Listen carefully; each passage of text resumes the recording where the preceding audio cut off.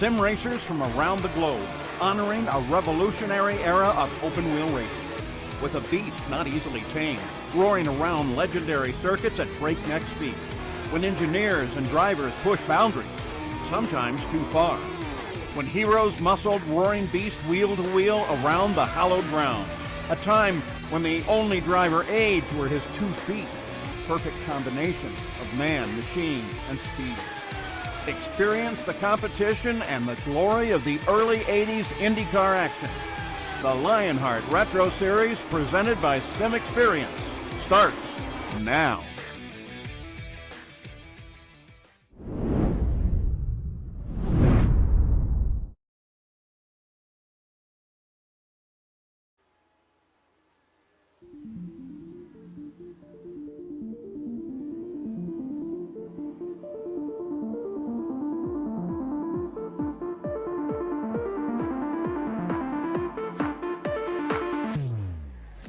Fresh off a career-best 7th place finish in the 2021 Indianapolis 500, real-world IndyCar driver Sage Karam looks to continue his domination of the Lionheart Retro Series in 2021. Last time in Phillip Island, Karam controlled the field to return to HyperX victory lane, but the cars have made the trip back stateside after the trip to the land down under, and can anyone stop Sage Karam building another winning streak in the -273 Grand Prix of Mid-Ohio, presented by Butt Kicker.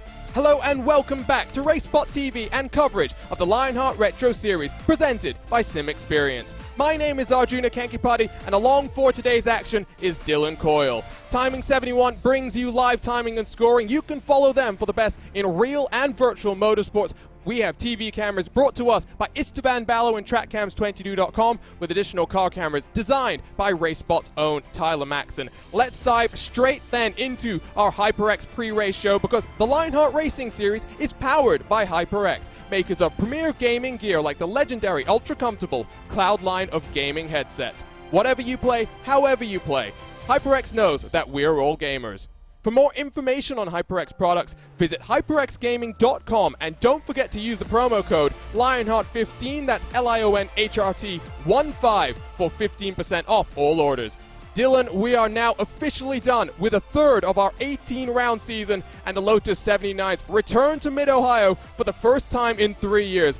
And if you ask me, just surviving today will likely return drivers a good finish here in round 7 of this championship. Well, Arjuna, we always talk about the ups and downs of a driver's season. How about the ups and downs of a driver's racetrack? That is Mid-Ohio, the valleys, the peaks. It is such a challenging track for all of these drivers to come and attempt to master. You can't master it. It will bite you if you try to. You can only just cope with what you're given. And we were talking just before we came on air, Dylan, about what corner is going to be the most difficult. I think we're pretty much in unison that Thunder Valley, turn 9, and we'll take a look at that in just a little bit. But let's talk about the schedule very quickly now, Dylan, because the early part of the season is done, and we now work in towards our second Triple Crown of the season. And, well, what better place to go to right as we close off the month of May than the Indianapolis Motor Speedway? The Indy 250 always delivers action, and I'm really thinking we might see another 3-wide finish this time when we visit the Brickyard.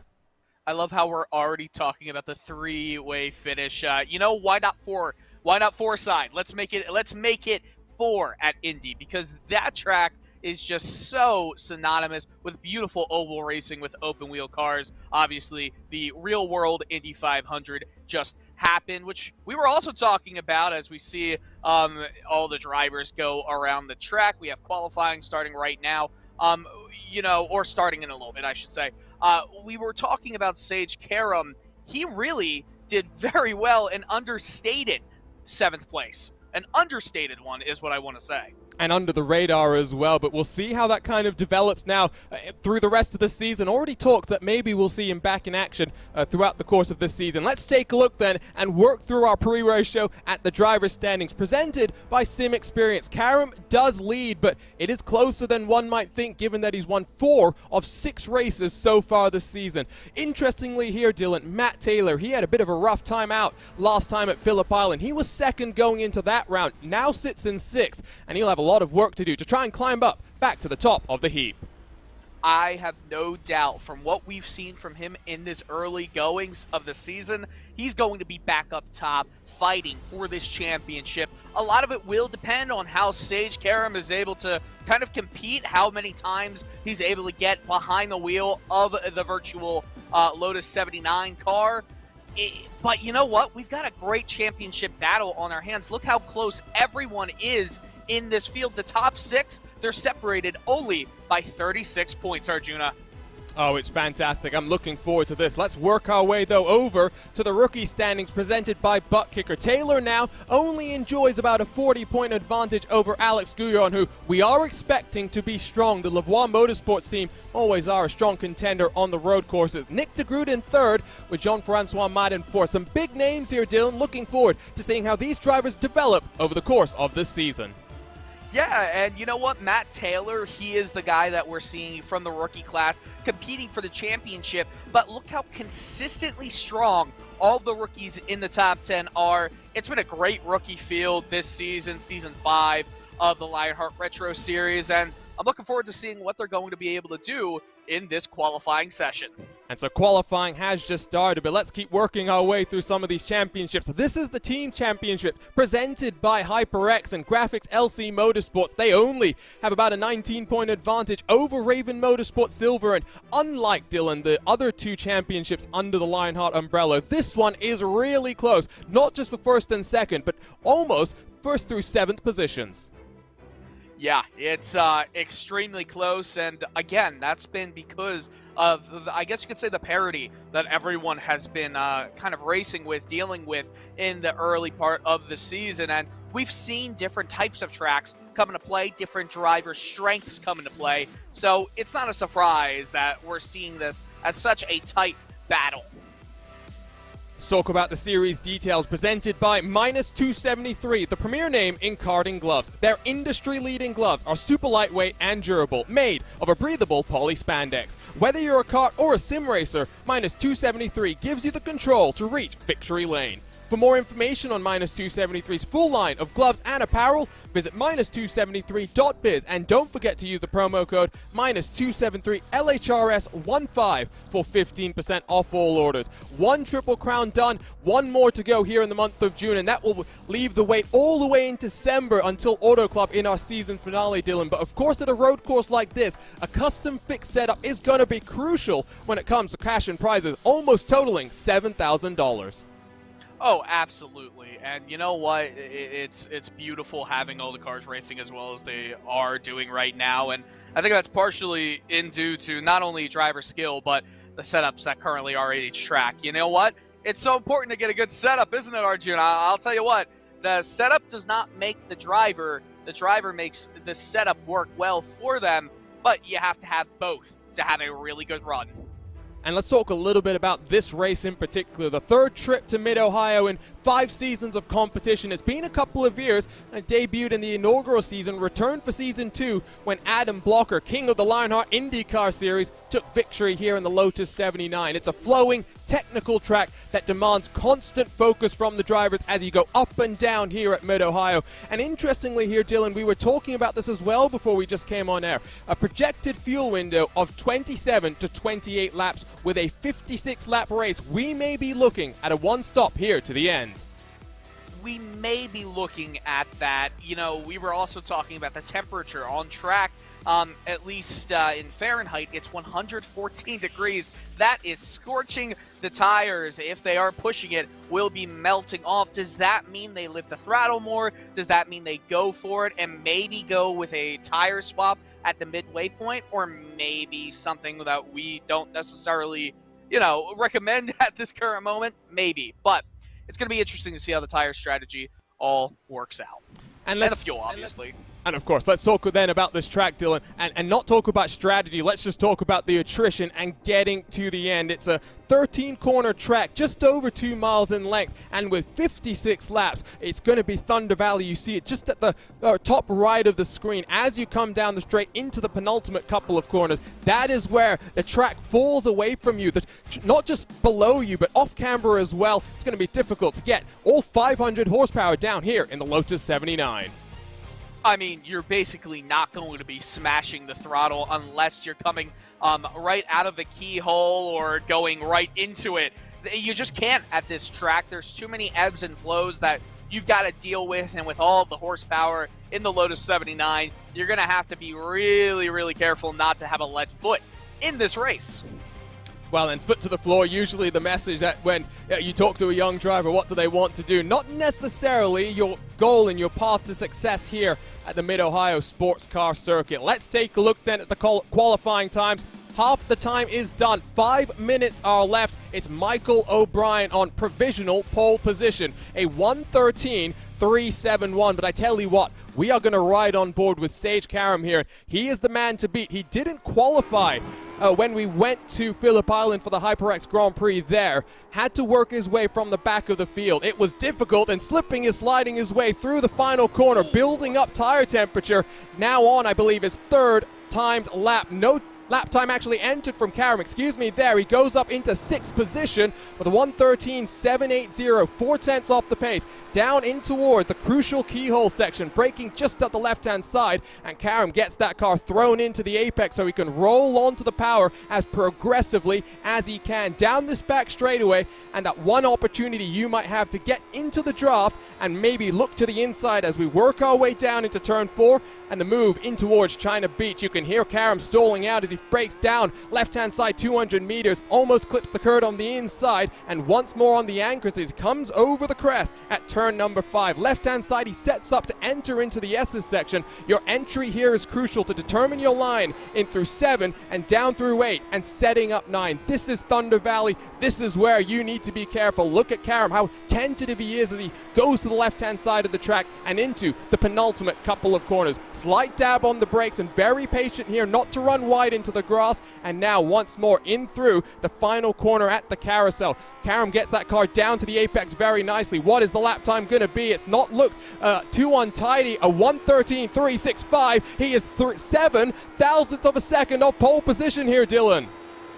Wow, well, that was almost as perfect of a lap at Mid-Ohio that you could possibly have. He probably left a few inches from the apex multiple times, just like it looks like he's doing right here. He kind of diamonds it in the keyhole, potentially getting a lot more speed going down this straightaway, but it is so important to get your braking zones right, because if you don't, you're not going to get a nice entry into the apex. You almost want to push it back, build back everything, and then hit the throttle as hard as you can safely. It's just really difficult to do at this track. And thanks to our wonderful partners at ATVO that not only do our graphics software, but some of the timing that we use to produce the broadcast as well, I'm getting a pace indication from Sage Karam. It was 6/10 faster coming down in through turn 4, but as he comes in through Thunder Valley and as Richie Hearn goes up into 7th position, Sage Karam projected 3/10 quicker on this final qualifying attempt. Into the final corner he will come, and we'll watch to see if Karam will start from pole position here today. Not a race which has seen too many lead changes. It's a 1:13.463. He loses it in the final sector. Michael O'Brien on provisional pole position, Dylan. Wow, Michael O'Brien is 7 thousandths of a second up in provisional pole right now. Looking who is still out there taking their laps. Matt Taylor, he is done. He is going to be in provisional 3rd for the time being, and that's going to be huge for his championship aspirations. And he needs a good run here. It was a bit of chaos at Phillip Island, if we're being completely honest, Dylan. I mean, you think about the first lap down into, I believe it was Honda, the first of the right-hand hairpins, and then it was dramatic. Richie Hearn leading. Oh, it was such heartbreak for him not, I think, to be there at the front come the end of the race. Yeah, and he really did put himself in a situation where a podium was easily attainable, but you have to be consistent for the entirety of the run. I think it's going to come for Richie. It just wasn't meant to be at Phillip Island. It will come indeed, and looking forward to seeing how the former IndyCar driver develops. We still got 60 seconds left, and this is David Sirois in the 99 for Lavoie Motorsports. We did say they were going to be strong. Let's see what the lap time's going to be for the 99 car, the only car actually left out there on the track. doesn't look like it's fast. Indeed, he's going to practice a pit entry. That's going to be crucial as well, Dylan. You get one opportunity to come down onto pit road. It's going to be crucial. You don't make a mistake, and you time it as well to get either the perfect under or overcut. Yeah, it's a really difficult pit entry that you'll commonly see guys mess up, and it's really easy to do so if you're not paying full attention the entire time. I think that's another thing, Arjuna, the mind games. Just making sure your mind is not fatigued by the end of this race. It's going to be physically and mentally taxing to these drivers. So moments away from kicking off the second third of our 18-round season. This is going to be a good one. 56 laps on the agenda, 125 miles from the Mid-Ohio Sports Car Course. Let's go trackside then as qualifying comes to a close to take a look at our starting grid here in round 7 of the Lionheart Retro Series.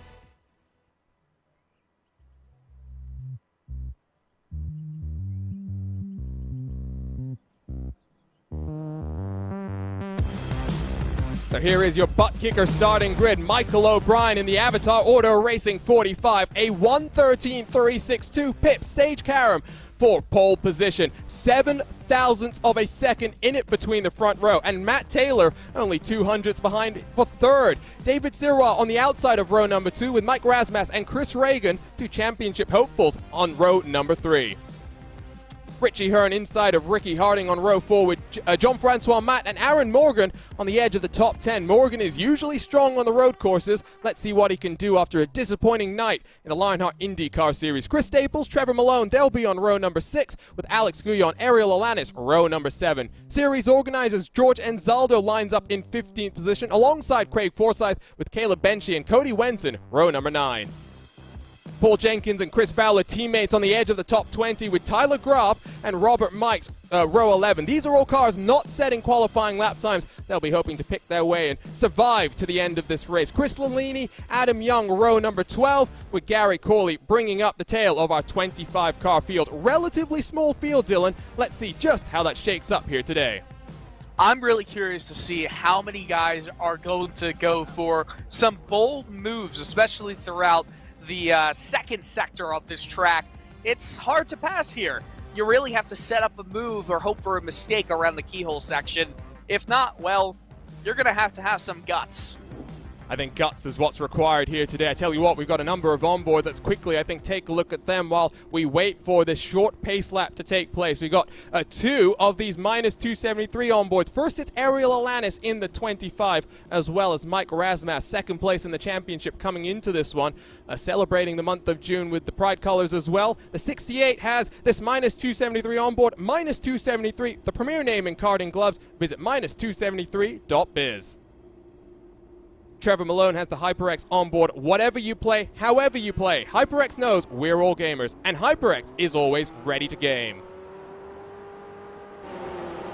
We are ready to rock and roll then here from Mid-Ohio. This should be good, and at the front, can anyone stop Sage Karam from storming into HyperX victory lane once more? Michael O'Brien on pole position has something to say, but green flag is out then for the minus 273 Grand Prix of Mid-Ohio presented by Butt Kicker, and it's a storming start from both of the cars on the front row. They will go side by side, 3 rows deep down in towards turn number 1, and it's Sage Karam already into the lead of the race. Michael O'Brien looking in his rearview mirrors as Matt Taylor and David Sirois side by side. Look at Chris Reagan trying to go down to the inside as well, but look at this, Dylan, as we come down onto this back straightaway.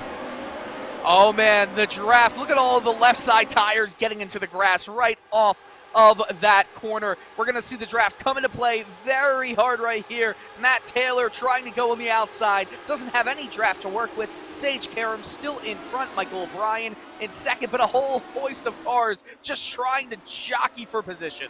Over the crest of the hill, it's already 3/10, and Sage Karam doesn't want to have to fight too much with some of these other cars. Look at Reagan, though, as Morgan tries to get a couple more positions. He was already 3 on the day to the inside of Mike Rasmas. That's a bold move, and the 48 car that has looked oh so strong has a bit of a wobble, holds onto it, and somehow gets through it as well there. Oh, man, that was scary. He gets hit. Oh, no. Aaron Morgan, he's off into the grass, does not hit the tire barriers. I wonder how much damage is in that car. Well, To conclude then, a frenetic lap number 1, only one casualty. It is the 48 car, but Sage Karam clear of Michael O'Brien by 0.8 of a second, with David Sirois up into the podium positions. Matt Taylor in 4th, with Chris Reagan rounding out the top 5. Look at them streaking their way down in towards this first corner. Excuse me, Dylan, I also see Caleb Benchy has had a bit of an off as well. So 2 victims there, and I guess we've got a couple of things to go look at on the RaceSpotTV replay machine when we wait for things to calm down here. Yeah, and I hear that the RaceSpotTV replay machine does see everything. I think we saw that at Phillip Island last week. A little bit less of a hectic start, though, than we had at Phillip Island with that huge crash happening in Honda, literally lap 1. But here's a replay. Looks like we're going to get hits from behind. Looks like, is that into Thunder Valley, Arjuna? It's very difficult to tell. I think we'll have to spool this one slightly further back, and Benchy is already down on pit road. Gary Corley has followed him, so it's a couple of cars involved, and it's not in towards Thunder Valley just yet. This is in through the S's, and let's take a look at the aerial look brought to us by ATVO, and there's just contact with Ricky Harding from behind, so that explains what happens to Benchy. Then for Aaron Morgan, take a look at this one, Dylan. Yeah, so this one looks like it's a little bit of net code coming into play, unfortunately. We don't exactly know what each driver was seeing, but you see Morgan gets very loose trying to get onto the throttle through Thunder Valley. Everything looks fine. Yeah, that's Not the way you want to start your race, is Richie Hearn, who's always got sometimes a bit of a dodgy connection here to our virtual racetracks, and now in Mid-Ohio, of course, at least still out there on the track for the time being, running in 7th. So back to the live pictures, and we'll try and sort out everything that's happened. Benchy and Arjuna.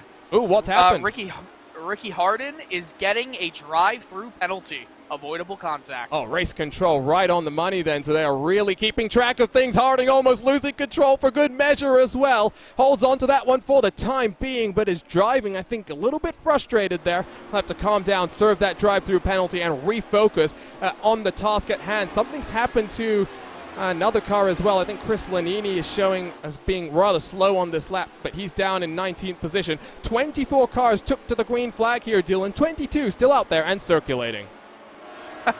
It's extremely quick. And by the way, Richie Hearn is trying to ask what number is getting the drive-through penalty because he is car 70, and he was also involved in an incident, while car 7 and Ricky Hardin, just Ricky and Richie and 70 and 7, no confusion whatsoever. Just trying to make sure he's clear and doesn't do the opposite of what race control wants. We're looking then down this back straightaway, and the left-hand side of your screen will bring up the movers and shakers in the opening 4 laps of this race, and you can see, while the opening 6 cars have all either up 1 or down 1. So it looked like a good start then from the outside row, Dylan. Not such a good launch from the cars on the inside. Yeah, and I do think that if you're on the outside starting here where the finish line, usually when you're having a rolling start here at Mid-Ohio, you'll start right at the in the backstretch, basically, right after the keyhole. They started at the finish line section, right out of the carousel here, and you just get more speed around the outside, especially if you're able to pinch the drivers down to the curb, down to the apex. It's almost an advantage that is very measurable. And, that's a good point that we didn't really bring up in the pre-show, and something we probably should have talked about more. You're right. When you race here in the real world, you start the timing clock when you cross the start-finish line, but it's cautions all the way until you come down onto this back straightaway out of this keyhole complex. And on the left-hand side of the track, as we ride on board with Chris Reagan, there is a flag stand that pops up just about where you can see that red marker, if I'm not forgetting things. Oh, yep. No, there it is, the Honda. It's right there on the track as well. iRacing doing such a great job of modeling things then, Dylan. Yes, really, really well done. Well done, iRacing. Well done, Baku. So many great things coming to the iRacing service. We have the street circuit at Chicago that was released after debuting on national television on Fox Sports 1. Next week, we've got the Porsche 911 GT3R that was debuted today on iRacing Live, as well the Formula V car. I'm hearing rumors that we might be getting a new track as well. It's always an exciting time as we head into the new iRacing build time, and we'll follow along with the latest comings and goings there. In terms of action, though, Dylan, we did say it was going to be difficult for cars to get on past, and that's what we're seeing right now. They're settling into the groove, and I think waiting for a mistake to happen, and then we'll see cars trying to pounce. Yeah, and there's going to be a lot of mistakes that happen throughout the course of this race, but it's always smart to keep the elbows down, at least for now. At the start of the race, you want to get yourself into a rhythm. You want to see what the pace of everybody around you is. You don't want to be fighting with someone that you're clearly faster or slower than. It just would ruin a good chance at a better finish later in the race, especially if you do get caught up somewhere. But this is going to be a quick race. We were also talking about that before we did go live. We're already on lap 6 of 56. It's going to be one of the faster races over the course of this season. It will indeed. I think we got something in the RaceSpotTV replay machine already queued up here. So let's go take a look at an incident for Adam Young in the 12 car. He's coming into the final corner and straight lines it there in the 12. Not necessarily the way you're meant to take that corner, Dylan. Let's take a look at the onboard look here. So obviously you can't really see that well over the hill. You make it right, but then you go down, and that's also a bit of a blind corner, more because you can't see where it drops off and swings to the right. So this is where knowing the track, having knowledge of where each corner is, where your corner markers are, it comes into play, and it's so important. I wonder how much practice each of these guys have been doing for a race like this. It's very different to some of the oval races where practicing here is building up the muscle memory more than anything else, whereas practicing for an oval, especially in a car like this, Dylan, where the characteristics of how the car behaves really do vary over the course of a fuel run as well. It goes from being, stricken, with so much weight, and then it's a rocket ship by the end of the stint. Here, right. Not such of the same effect that we've got. And by the way, the on-track temperature has risen now to 118 degrees Fahrenheit. It is scorching. 48 Celsius for all of you guys using the metric system, and I don't think we need to get into... My apologies. Well, no, we shouldn't get into that debate, because let's be honest, Dylan, I live here in the U.S. I probably should have that set to Imperial for these ones. Well, I think that it's very good that we're both on, I guess, the same page with different pages, in a sense, where everything is, for you, the metric system, and the Imperial system. For me, hey, we can get all the information out there. It's all the same thing, right? It's just math. Hey, global viewership. I mean, that's the great thing about the Lionheart Racing Series. A wonderful new addition as well from our team at ATVO. Shout out to Nick Thyssen, Simon Grossman, and Kevin Niatola, getting two guys jumbled up into one super coder, I guess. But you'll see on the right-hand side of the screen just how much the gap has extended from Karam in the lead to the 7-car of Ricky Harding, who has served his drive-through penalty and runs in 21st and last on the lead lap. I'm not necessarily sure, as you see a cone going scampering there on that back straightaway, I'm not sure, Dylan, if lap traffic is going to be such a consideration until we get to maybe lap 40 or so, well in to the second stint of the race. Yeah, well into the second stint, but we also have to wonder what's going to be the right fuel call. Is everyone going to come in over the course of 2 laps? I think so. This is going to be one of your most non-jumbled up fuel races, pit cycles that we'll see over the course of a race this season. I think that's as a move potentially being made by Reagan on Taylor. It does not work there. But I'll tell you what, though, Arjuna, Matt Taylor, he's got to really worry. Sorry to cut you off, Dylan. Aaron Morgan recovering on his own through Thunder Valley once more. Car is being claimed a victim. Let's go take a look straight away at this. A contender in the championship, just a little bit too wide onto the grass as well. He's fortunate not to take any sort of damage in this one, Dylan. Yeah, extremely fortunate, but will also lose considerable amounts of time there. As we come back to live pictures, I really want to see the map to see where he is now compared to where he... Oh, lovely. Look at how much farther back he is now. We were talking about Ricky Harding in the 7 after serving his drive-through. But look at Aaron Morgan. I mean, he's had a couple incidents now in this race. And, Arjuna, is there such a thing for the broadcast curse before a race? Because we were talking about him potentially, or you were more. I'm not going to blame myself here. You were. I'm gonna do it. Don't put this one on me. I have an awful track record, especially when it comes to endurance broadcasts of the commentators' curse and trying to praise people and put some good positive vibes out there, and it comes back to bite me in the end of the race. This is a great battle, by the way, between Taylor and Reagan, and this is what Mid-Ohio is all about, applying the pressure and waiting for the mistake to happen as well. You can see the alternate lines that the purple and silver machine is running in the rearview mirrors of Matt Taylor. The gap out front, Dylan, it's not really as blown out as much as one might expect from a season where Sage Karam has dominated on the road courses. Michael O'Brien is keeping him honest, only 1.7 seconds back.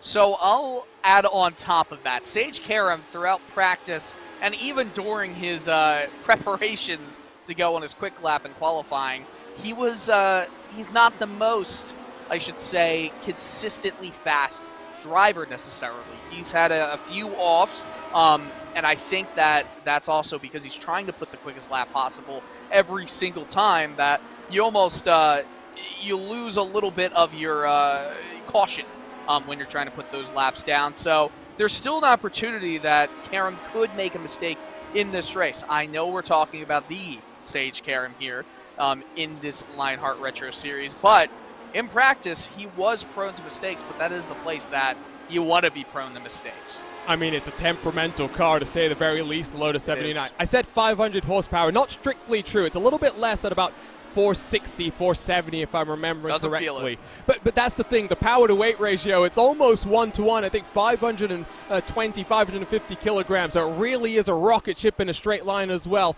And you really can throw the car through the corner. And that's what we saw at Phillip Island, and a number of drivers getting caught out there. Looking at George Anzaldo defending from Paul Jenkins from behind. Jenkins jinx to the inside. Got myself a little bit tongue-twisted there. And nothing doing for the time being. And I tell you what, let's talk about our sim experience driver profile. That is the 35 of Paul Jenkins. 43 retro starts with 11 top 10s to his name. He goes back a long way in this championship, Dylan, all the way to season 2. And as we head through the month of June, look out for Jenkins. Second in Indianapolis a couple of years ago. What can he do at the Brickyard? You know what? I think he's going to be, again, one of the drivers that has a great shot of winning. We've seen some very strong runs from Paul Jenkins throughout the history of the series. Maybe hasn't had the strongest of seasons so far, but when you're at Indy, a lot of this is just experience. You know what to do, and with it being a very short Indy race, instead of it being the Indy 500, it's the Indy 250, we're going to see a lot more aggression happening early. And I think he's built for that. And we'll see how it goes. He's had some torrid luck in the Speedway Series. Maybe as we head to Indy, 250 I think is a better race distance for these drivers. Just get themselves to the end, and then the all-out. For me. That's true as well. It's sometimes a late night, but an all-out sprint, an all-out brawl to the end. And 3 wide, 4 wide, that's been the norm. And you can join us at the end of June for the next round of the Lionheart Retro Series. Let's turn the attention back towards this battle for 2nd through on 6th. And you know what, Dylan? They have about 5 cars stacked up behind O'Brien right now, separated by under 2 seconds. This is a very close train of cars. Clearly, dirty air is not a big factor here today. I do wonder if O'Brien is holding anybody up right now, and with the gap between Sage and Michael right now, it's only around just under 2 seconds. So, you know, this is it's not a substantial lead. Could one of these guys potentially be faster than Karam? I think we'll find out through the rest of this race. And also, I meant it would be better for me because I'd probably wreck out right around lap 100. Not because of the time zone issues. I'm not the best driver. Hey, don't say that. You're now a real sim racing winner on a Monday night here. I forgot. I had to throw that one in there. Lots of action here on RaceSpotTV, and some of our commentators know how to drive as well. I always have to throw it in there when we're talking about it. Did you know RaceSpotTV founder Hugo Luis, or co-founder I should say, one of 3 open-wheel iRacing world champions. So you never know what some of the commentators can do. And subscribe to the channel for Hugo to get back behind the wheel, and we'll see what he's able to do. That is not passed by Hugo. I'm just saying to pressure Hugo. We need to get the peer pressure campaign and maybe get Philip Stan at Coanda Simsport to put some pressure on Hugo Luis. But Hugo Luis, also a founding member of Coanda Simsport, don't necessarily think that's going to work out. So you've got this battle for second through 6 for the time being. Richie Hearn, with his slight internet issues, has fallen off about 1.8 seconds, but 3.2 seconds in front of Jean-Francois Matt for 8th. So looking pretty good for Richie Hearn, who was on a stellar run. I mean, heartbreak last time out for him at Phillip Island. This is a lot steadier, and you know what? If he can get this one into the top 5 once more, he's going to be looking quite good in these championship standings. Yeah, absolutely. And you know what? I think that a lot of drivers have the potential, not just somebody like Richie Hearn, but a lot of drivers in this series have an opportunity to get into at least the top 5, if not potentially battling for a championship by the time we hit that halfway point. It's just because Karam is going to miss a race here or there, you know, it opens the series up a little bit more, and it's not like he's really missed that many races. He only has one fewer race, as we're seeing this battle for 10th happen right now. One fewer race than pretty much everybody else. So it's it's a unique series in the sense that a lot of drivers can come away with very high regards by the time the season ends. Look at how much Trevor Malone is slinging that car over the crest of the hill, not just through Thunder Valley, but over the S's as well. That car, I wonder what his tires are doing in this scorching track temperature, but on board with Guyon, we ride through the final corner. Loving the amount of battles that we've got, and it's those classic ones, just pressure, pressure, pressure. See what you can do, and maybe as well, we have touched on it very slightly, Dylan, save some fuel and maybe try something different in the pit stop window. We are not sure if drivers will be taking tires here today. That might be something that means the pit stops are a little bit shorter than people might be thinking when they watch these Lotus 79s. You know, the older style of pit stops is not as modern as the 2-second stops we see in Formula One today. That would be a lot longer to change 4 tires. You know, we might see some different strategies here. I would not be shocked, especially with how abrasive this track surface definitely is at Mid-Ohio. I also want to bring up, look at the gap between Karam and O'Brien. It has opened up a little bit more, so I think we can definitely say that Michael O'Brien right now is struggling to keep pace with the leader, and could he potentially be holding up anybody? I don't think by dirty air. What I do think, though, is by just being comfortable around these very flowy corners, and you don't really need to have dirty air hold up a driver behind. You just need to have a very wide car. And maybe the widest Lotus 79 for the time being. But you know what? For Sirah, podium position would be stellar here today. We're working lap 16, so almost halfway through. In fact, we are well past the halfway point in the fuel window, so be interesting to see how the car dynamics have changed. Maybe we'll talk to the drivers in our post-race coverage to understand that. But 2.6 seconds is now the advantage Karam enjoys. And what a month of May he's had to go through. I mean, it started off quite, I think, on top. He was saying the car was really looking strong for him in practice, Dylan, but then when it came to qualifying, just wasn't able to find the speed, had to go through that last row qualifying process on Sunday. Managed to top that one, to be honest, with a clutch run to put him into 30th position to start that race, and a career best finish of 7th that, like you said at the start of the show, has maybe slightly gone under the radar given history being made this past weekend. Yeah, and you know what? Sometimes when you're, it's like a playoff series in the prototypical ball and stick sports, or puck and stick sports, if you will, where if you almost have a longer layoff, sometimes you can attribute the coming failures in a playoff series to having so much time off without too much pressure. He had to deal with the pressure later than pretty much everybody else in the field by virtue of qualifying in the last row qualifying on that Sunday. And you know what? He kept that momentum up throughout the entirety of the rest of the week, and that 7th place finish, I mean, you don't get there if you don't have an immense amount of skill. So for everyone right now to be just a few seconds behind him in this little train that we're seeing form, that's extremely impressive. And by the way, Michael O'Brien, he's struggling right now. He's really struggling. I mean, he was 3/10 off the pace the last time. I have a feeling this one's going to be even further off the pace as he's been slipping and sliding his way. Not the optimal entry in towards Thunder Valley. The 17 laps complete at the line. Karam's lead now extended above 3 seconds. He's managing this race very well. Might go lights to flag here. I mean, it's a race that only 3 drivers have ever led laps in, only 2 iterations in prior years. None of those drivers are in active competition in the Lionheart Retro Series anymore, so we will have, for the first time, a new race winner. Ricky Harding, after a drive-through penalty, has had some sort of issue as well, Dylan. Let's go take a look at the RaceSpotTV replay machine.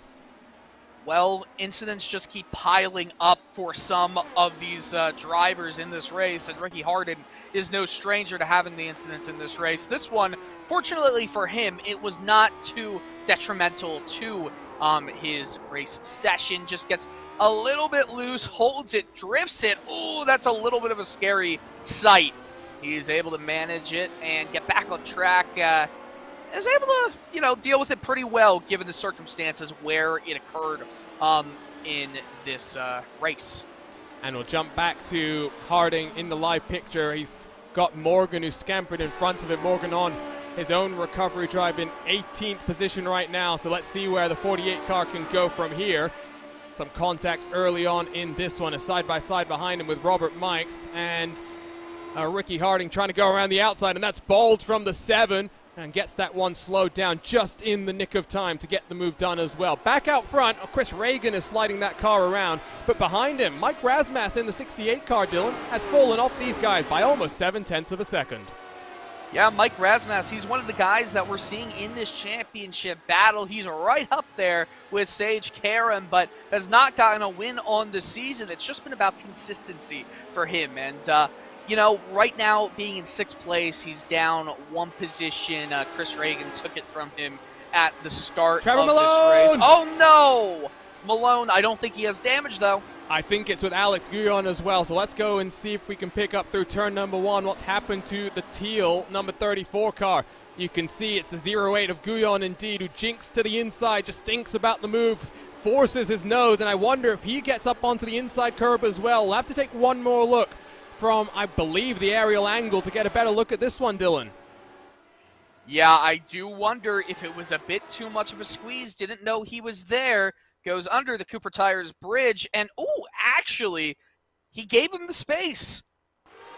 You said that was Guyon, correct? It looks like Guyon was maybe the one at fault here. It's really hard to tell because you got that Cooper bridge in just the worst position possible, and indeed you don't actually see the 08 slide to get to rather the inside of the curb, which is where you do want to be, as close as you can get without touching it. So for Trevor Malone, he's not going to be too thrilled with that one. And as we rejoin the live picture, he's 3.3 seconds behind that group of cars that Guyon is in. Oh no, for Chris Lanini, there's been another issue, and I think this is coming down out of turn number 5 and in towards the S's section. So straight back, I guess, we will go, Dylan, to the RaceSpotTV machine.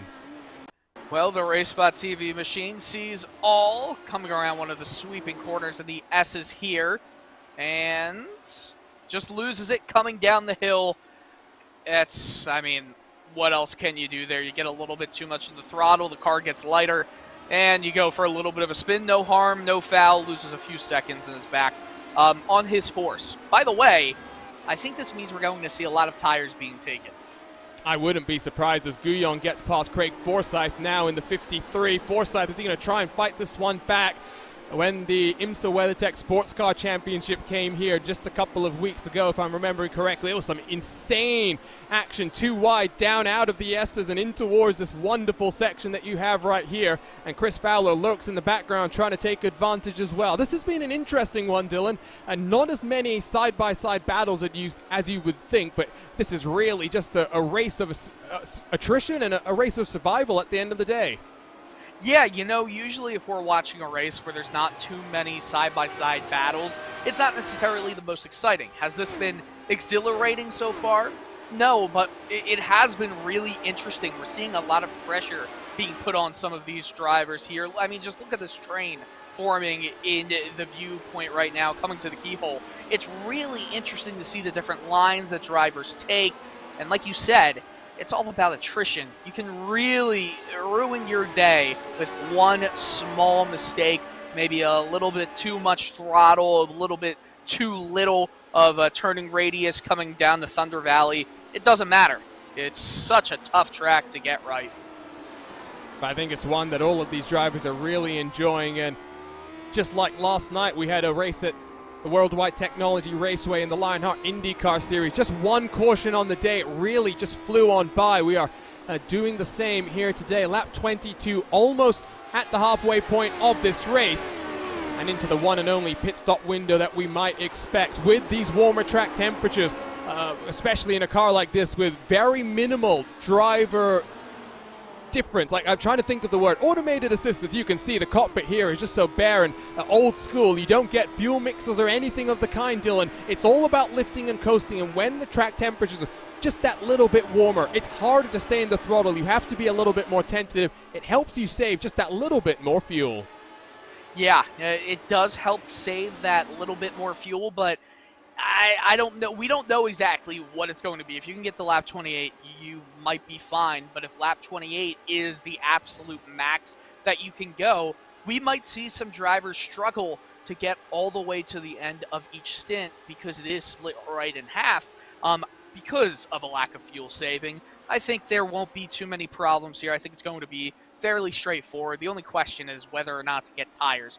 By the way, that incident that we saw with, I believe it was Trevor Malone and Alex Guillaume, Mark Cohn and the race control team has deemed it no penalty for a racing incident.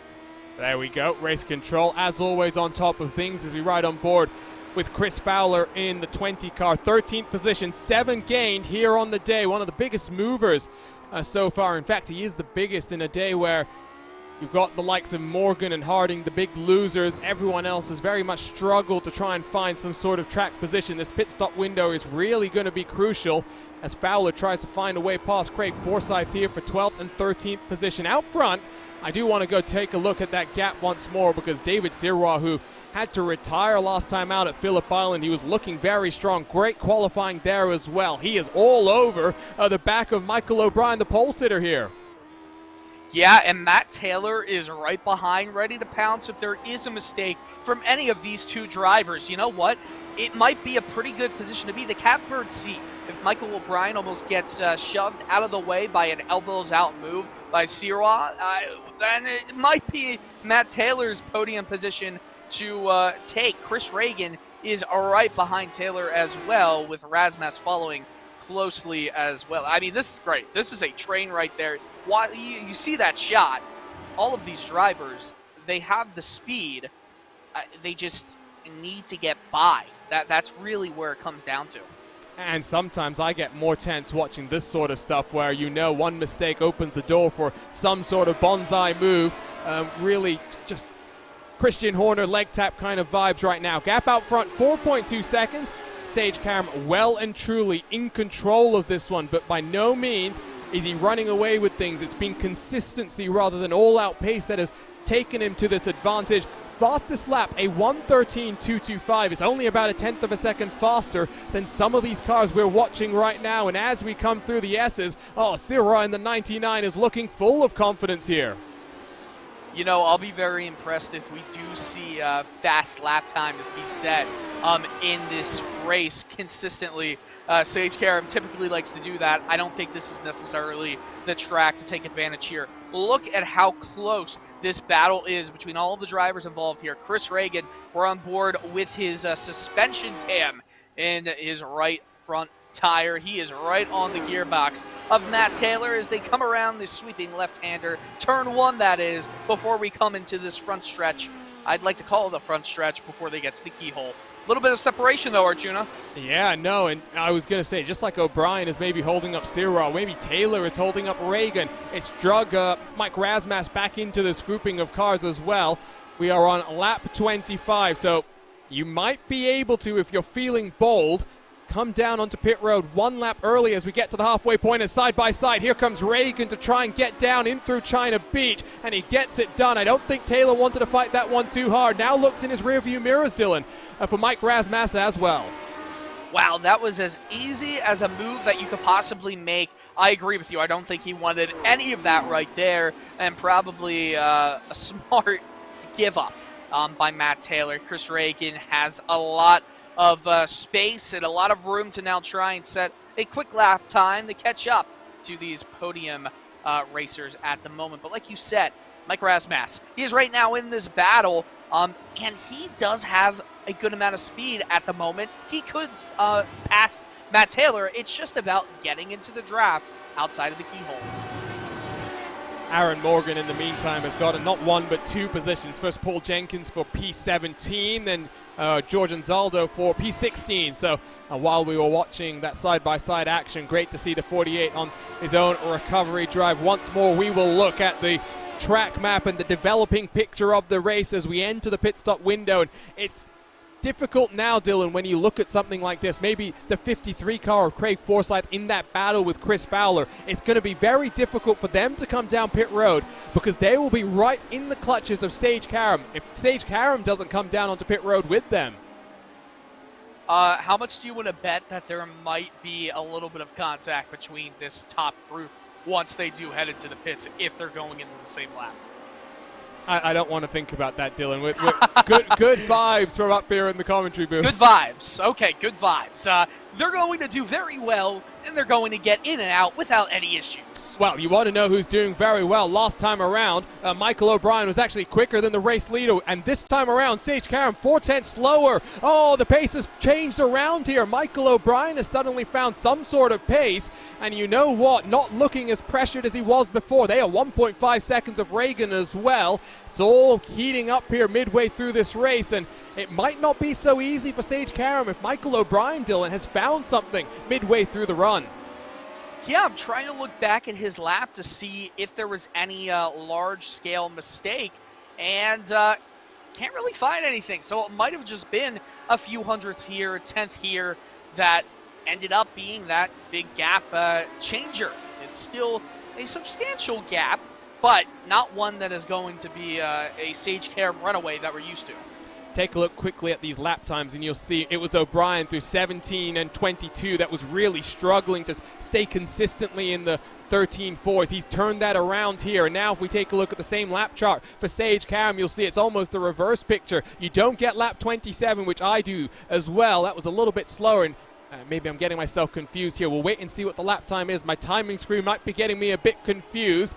At the line, a 1:13.075. He's only gone and done the fastest lap of the race, Dylan.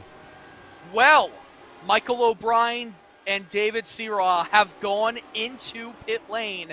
The ones who have not, Sage Karam, Chris Reagan, Matt Taylor, and Mike Razmas. So we'll see if this undercut is able to get some seconds down and the drivers in front, namely Sage Karam.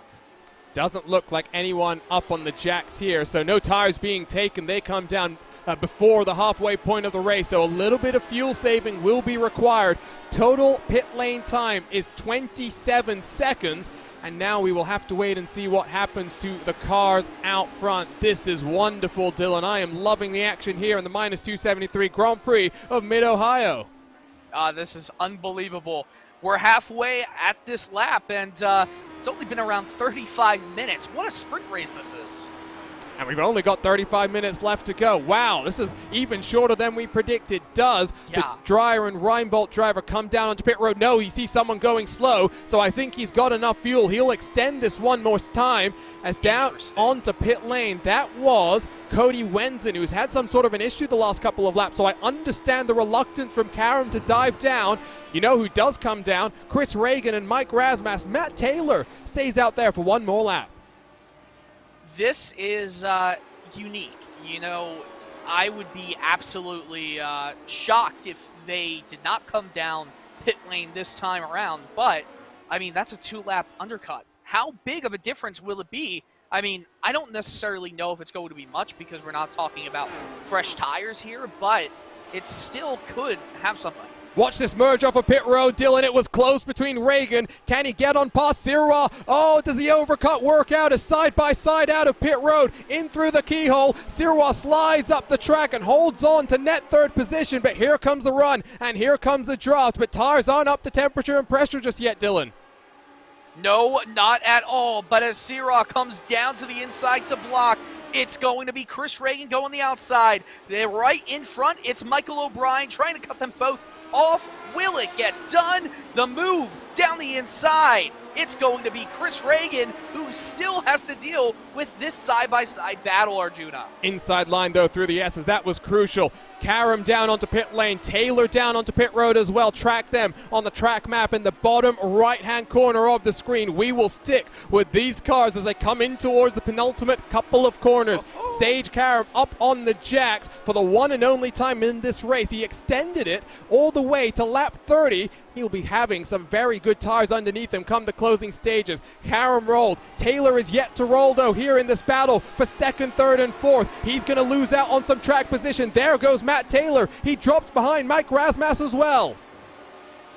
I am questioning how much time Karam just gained right there because, oh my goodness, he gained seconds.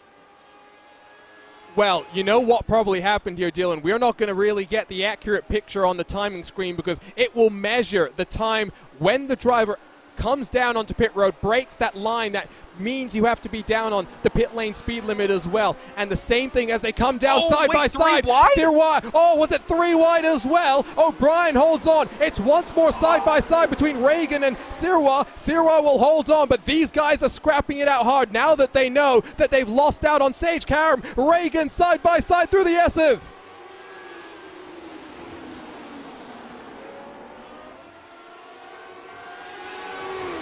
How are they not crashing? Oh, this is some great racing right here as we do come down to the carousel. Arjuna, it looked like Sirwa got a little bit of the grass in his right side tires. Chris Reagan gets a little bit loose on the brakes and is going to have to try and get the traction back into the tires as they go past the start-finish line and into turn 1 down to the keyhole. Will there be an attempt? Oh, no. Is that Trevor Malone again? It is Trevor Malone again, and I think as well an issue for Chris Fowler, but stick on this for now. I've almost lost my voice because of this. This is incredible, and Matt Taylor has already closed the gap that he had lost out. What I was trying to say before is the timing line isn't going to be accurate. Karam can make up time on pit entry with maximum commitment, and that is what he has done. Here we come down in towards turn number 4 at China Beach. Lavoie Motorsports into second position. Sirwa full of confidence and now looks for his best ever finish here in the Lionheart Retro Series. No. Contact between Reagan and O'Brien. They're both around. Reagan. Oh man, Chris Reagan is probably going to get a penalty here. He got right into the back of Michael O'Brien. O'Brien in second the entire time. And we'll catch the replay right here, Arjuna. Some great hard racing, but I think we all knew that this was inevitable. It's a shame, and it's just the lightest of contacts. I don't think Reagan knew how slowly O'Brien was going to go through the corner. We'll have to pick this up one more time and jump on board, I think, with the purple and silver number 19. Let's take a look at this one then, Dylan, and it's just a shame. It was coming to blows like you said, but unfortunate for the pole position sitter that now he runs in 7th spot. Oh, that is so unfortunate right there as we still check out this replay from another angle. O'Brien lets him go on the inside. That's David Sirwa, and I mean that was the right thing to do. Almost got clobbered right there. That was actually Reagan coming, still had his foot on the throttle, and oh my goodness, we've got another replay right here. The 67 going for a little bit of a spin, and that's Cody Wenson. So this is even before the pit stop window. We've got a couple of items queued up that I think we're going to get to. This is when Wenson was actually very slow down onto pit road. This was right before Karam saw Wenson slow on pit entry, and that's when we saw Karam elect to stay out there for one more lap. So not the easiest of days for Cody Wenson. I think he's retired the 67 as well. Take a look at this one. This is with Chris Fowler as he tries to make a move on the Lavoie Motorsports 08. Alex Guyon's being involved in some contact here. That's an odd one. We need an aerial look at this one, Dylan. I wonder if it was a little bit of mechanical looseness. Is that a word? I don't know. But yeah, it just looks like he gets on the throttle, almost gets clobbered in the gearbox, but I don't think there was any contact right here. We see from Forsyth's view, and yeah, no contact. Guyon had nothing to do. That could have been race ending. That was heart and mouth stuff for a second, and I tell you what, 3 more things I think we need to look at. Oh, that's Malone! Oh, what happened there? We saw Malone sideways, and I think we have the explanation now, Dylan. Oh my goodness, let's see this again. Hello. Oh, my word. Okay, so that explains a few things. And I think for Malone, he's had the misfortune of getting involved in something else recently. So the 34, oh, it's a shame with the onboard look that he would have had. It's not been the easiest day with the driver carrying that HyperX camera over the crest at turn number 5 and lost that car very early on. Let's jump back to live pictures. It hasn't been so active between second, third, and fourth since we've been looking at the replays. That's why I indulged just there, Dylan. That extended look at all of the calamity. Now we'll focus back on the action. Siraj, Rasmus, and Taylor scrapping it out for second, third, and fourth. That Michael O'Brien and Chris Reagan incident is a racing deal. Interesting. Interesting indeed. So race control, like we said, right on top of the action. And so our pole sitter stuck in 7th position, 17 seconds adrift from the race leader. The gap, Dylan, is now up to 9 seconds between Karam and Siraj. Siraj is on the pace, though, and only a couple of tenths off the last time around. I wonder how big of a deal that overcut was. Or maybe Sage was just like, you know what, I'm just going to come out with a few quick laps right here and make this overcut count. I do wonder. Well, and if we look at the track map then, working lap 34, so almost towards the 20-lap marker in this race, you can see Karam is coming down in towards the carousel in the final corner. He's got Robert Mikes in front of him for lap traffic, but Trevor Malone is quite a ways down the road, already entering the keyhole section as Karam completes lap 34. And then the gap back to this 99 car is really extended on out. I don't think lap traffic is going to be a factor, Dylan. That's what I'm trying to say here. Yeah, I don't think lap traffic is going to be a major factor whatsoever. It shouldn't be. If it is a factor, then the lap car is doing something wrong. Fingers crossed then. Let's hope that all things work out nicely. And I say that because here on RaceSpotTV, it's been an interesting month of May with some lap traffic incidents. So we are hoping for the best. On board with the -273 camera and Mike Rasmus in a podium position. And second place in the championship, Dylan. It's been consistent results that have brought him here. More podiums will really make it hard if, like you said, Sage Karam misses more races this season. We know how badly Sage wants this championship. It's just when real racing duties call to action, you kind of have to go there. And that's going to be to the, I guess, the smile of Mike Rasmus and some of the other drivers in this series. He is racing really well. He's been consistent. He has not put a foot wrong in this race so far. I mean, if I had a choice between the HyperX Lotus 79 or the AES Indiana Dallara IR18, it's a tough choice.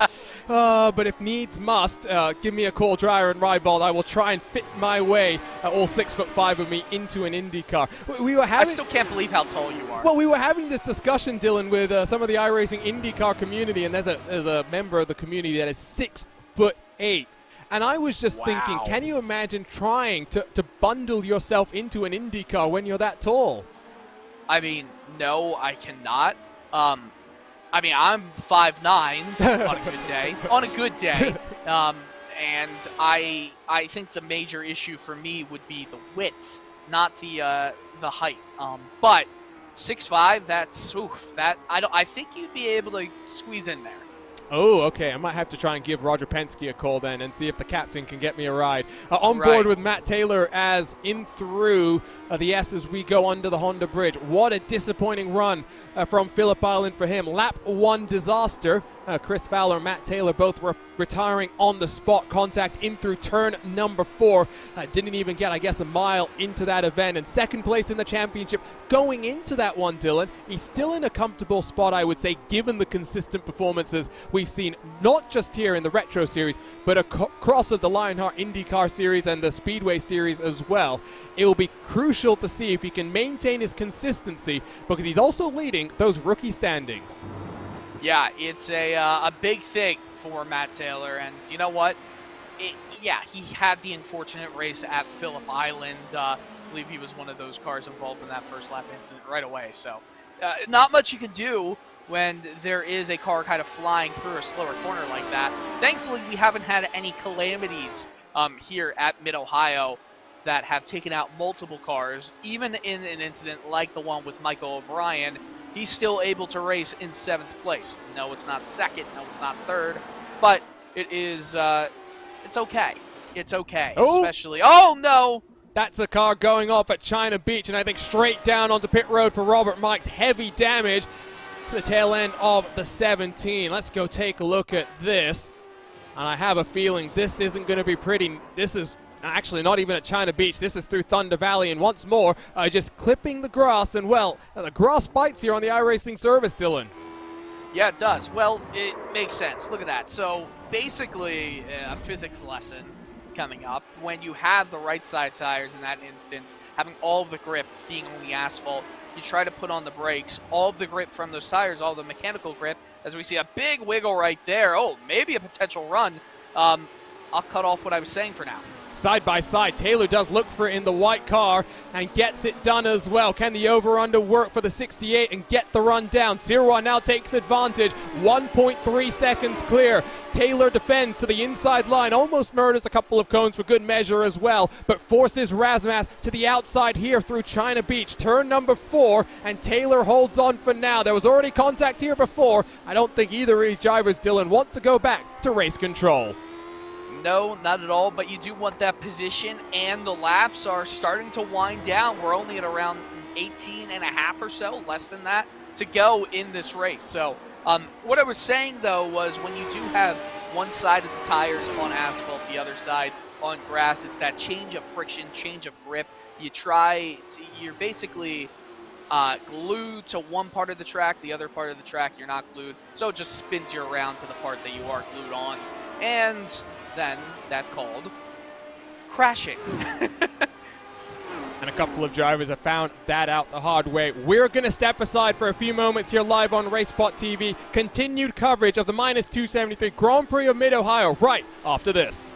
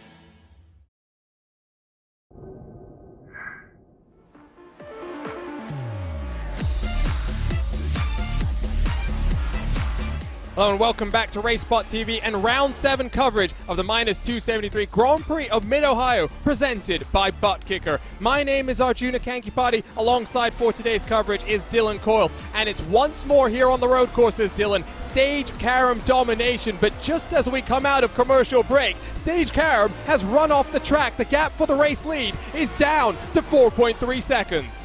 I just realized that as well. What in the world just happened? Oh my goodness, this is, now we have a race. We have a race indeed. Is the pressure getting to Sage Karam? Already 4 victories out of 6 this season, and I guess we are going straight to the RaceSpotTV replay as we come out of commercial break. Let's go take a look at this and see if we can pick this up. It's Karam all grass killing one more driver. He is fortunate not to end up in the tire barrier, Dylan. Let's take a look at this one from the onboard look. I mean, that's, oh man, see exactly what we were talking about. Just gets into the grass, tries to hit the brakes a little bit, but it just spins you right around. That is just what happens when you're basically glued to the track one side and it's just ice on the other side. It's also that ground effect, I would guess, as well, because all of that suction you have to the ground gets disrupted as, you know, I guess maybe the car just changes in balance very slightly. Karam recovers. Now, 1:13.292. Once more, the fastest car out there on the track with a point to prove as well, because Karam doesn't like to make mistakes, Dylan. No race car driver does. He'll be out there now for the remaining 14 laps or so, trying to go even faster than his 1:13.017. I know it's Sage Karam, but if there's one track where you do want to take it a little bit easy and not push it to the max, it might be Mid-Ohio. He was lucky to get away with that one without any damage, without getting into the tire barrier, because that could have been race over. It really could have been. And for Karam, who's one position gained on the day, started on the outside of the front row, has controlled since then. He really made the move basically immediately, Dylan. It was down in through turn one, hasn't looked back since then. Which race do you think he's had to race harder in, this one or the Indy 500? It's a good question. I guess we'll get to ask him about that in a few moments' time. We'll turn our attention elsewhere in the pack, I think, for now. Aaron Morgan, makes the move on Alex Guyon on his recovery drive. At one point, Morgan was the last car on the lead lap outside of the top 20. Now almost back up to where he qualified on the edge of the top 10. That is determination. And that's the kind of consistency that wins you championships, because it's a long 18-race season and anything can happen. Here, though, is the battle for second, third, and fourth. David Sirra is clear of Matt Taylor and Mike Razmas, there, Dylan. 6 cents the gap between third and fourth. Yeah, and we've had a great battle in this podium for pretty much the entire race, and it still is ongoing, even though it's not as close as it was right after the pit cycle, which, by the way, these cars are getting lighter, which means they're going to be a little more nimble and easier to drive. We might start to see some faster laps from the entirety of the field, even with the tires being as worn as they may be. By the way, we've hit 120 degrees Fahrenheit. Wow, so really scorching out here in the Mid-Ohio Sports Car Course.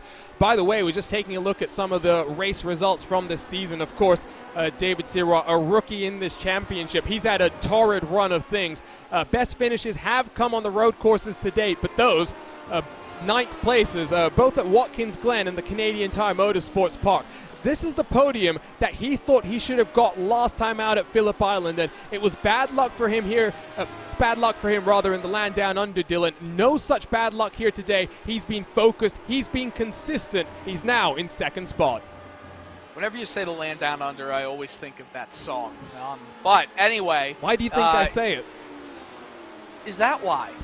I've got it stuck in my head as well, so I guess everyone who watches RaceSpotTV and ESTV should have it stuck in their heads as well. You're just infecting the music all into our heads. I don't know how I feel about that. But it's a good song. So thank you. Anyway, been some good racing here. And you know what? It's been a very, I was saying this to you in the commercial break. It has been a fairly average race, but it's always good to have one of these races throughout the course of the season, just to kind of give you that the barometer of where these races are in terms of passing, excitement, all of that.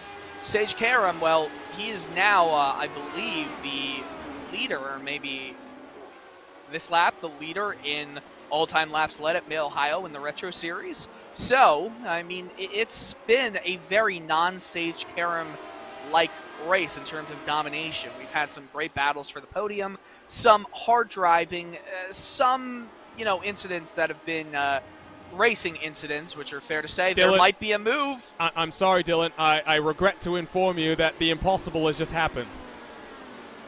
Sage Karam has done a 1:12.982. No.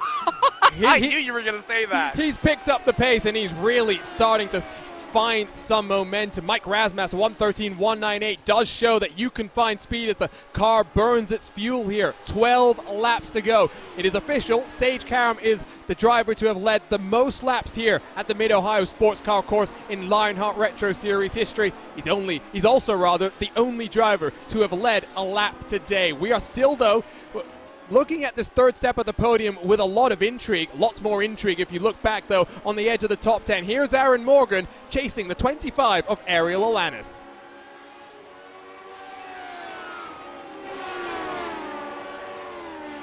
Isn't Mid-Ohio such a beautiful looking track as well? It is. Always want to get out there. It maybe might need, excuse me, a bit of a touch of fresh paint here on the iRacing service. You look at something like Road Atlanta, which only a couple of months ago really got a spiffing update to 2021 standards, and really, I must say, love that course and the way it looks now. Mid-Ohio looks good. I'm sure the iRacing team can do better, and they're always improving past tracks as well. Who knows what the next one would be? I think everyone would love an updated Indianapolis Motor Speedway. Here we go, though. Morgan all over the tail end of this car, Dylan. Yeah, he is right there. The pressure is being put on around the carousel. And you know what? Great driving from the men in front. Sage Karam, oh my goodness. Did Sage Karam just have another incident? I think he's just about held on to that one, excuse me, but the gap once more below 4 seconds. So let's spool up our replay machine and see if we can pick up what happened to the Dreyer and Reinbold driver. Here he comes down the main straight and in towards turn number 4. Let's jump on board. This might give us the better look with Karam. Of course, representing the purple and orange as well with the Koanda SimSport colors. Just a little bit deep under the brakes, and well, look at that car control, Dylan. My goodness, I mean, that is just skill right there. A controlled slide is what you call that, and that takes some skill. While we were watching that, good spot there, Dylan, to see. Oh, side by side, Aaron Morgan around the outside, in through turn number 5. We are going to have to take a look at that replay and pick up the full move because it was set up in through turn number 4. He completed it around the outside of turn number 5. Let's go take a look at it here, and we'll spool back even further and look at this one. Confidence personified from the 48 car, Dylan. That is one of, if not the greatest overtake in this race so far. It's the confidence for me right there to get on the throttle and really stick into it.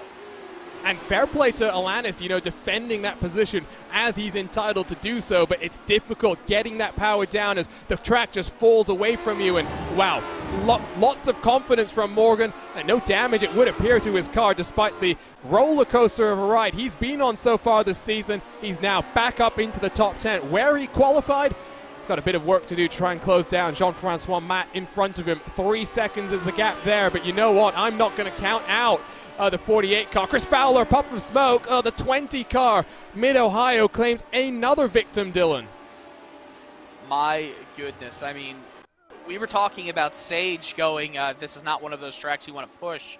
And, I mean, he just spun it right around. You see that little bit of frustration there. You could tell he's trying to fishtail it back onto the circuit. Had to get out of the grass, though. And we're back to live pictures. Right now, it's Karam, Syrah, and Taylor as your podium finishers right now, with Mike Razmas. Well, he is only around a second or so behind Taylor for that final podium position. But those gaps really are increasing. This pace tracker that I have in front of me has picked up Aaron Morgan flying, already 2.5 seconds behind the car in front. Don't, I think, count out the 48 car making an impact, not just on Matt, but Chris Staples, who's had a pretty stellar run as well. Left-hand side of the screen, Dylan, let's show people the movers and shakers in today's action. It's been a bit more calm at the top since O'Brien's incident. He really is the biggest loser in terms of points here. From pole position down to 7th. You also have the likes of Ricky Harding, who had to serve a drive-through penalty. He's 8 positions down on the day in 16th spot. Caleb Benchy retired early, 23rd position, 6 spots down on his qualifying position. Yeah, only 17 on the lead lap, and you know what? Sage might have some lap traffic. And I'm not just saying 1 off, 2 off. I mean, Anzaldo, Hardin, and Malone, they're right now fighting for 15th spot. And if you look on the track map right now, as they come around the keyhole, I'm looking at a little bit delayed pictures right now. But they're right there. Ooh, sorry. Mike Razmas, he's lost control. 2nd place in the championship. Here comes Chris Reagan to try and take advantage. How defensive does Razmas want to go? The car does look green, and he's going to squeeze the purple and silver. Confidence there from Reagan. He's up into 4th position, Dylan. Wow, and Mike Razmas is going to try and push the issue and try and get that position back. Right now, the podium, it's pretty much set. Chris Reagan, oh, he blocks off the inside, getting the best round he can possibly get, coming down into Thunder Valley.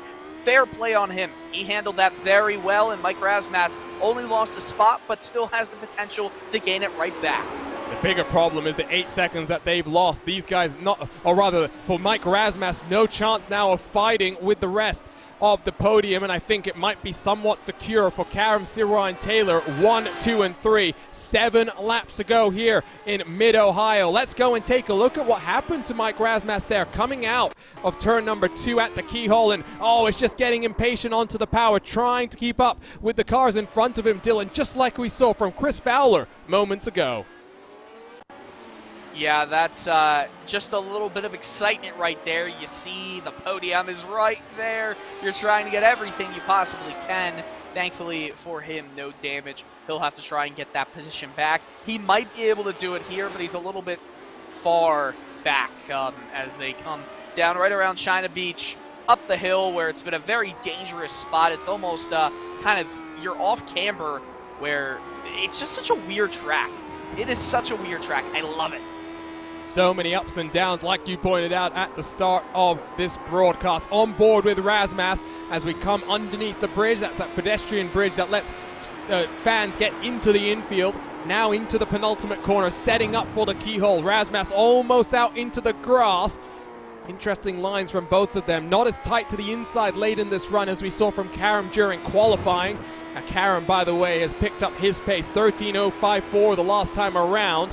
3/10 quicker than Sirois. It's just so consistent. It's just so quick from Karam out front. And with 6 laps to go, 5.1 seconds clear. Yeah, but here's the thing.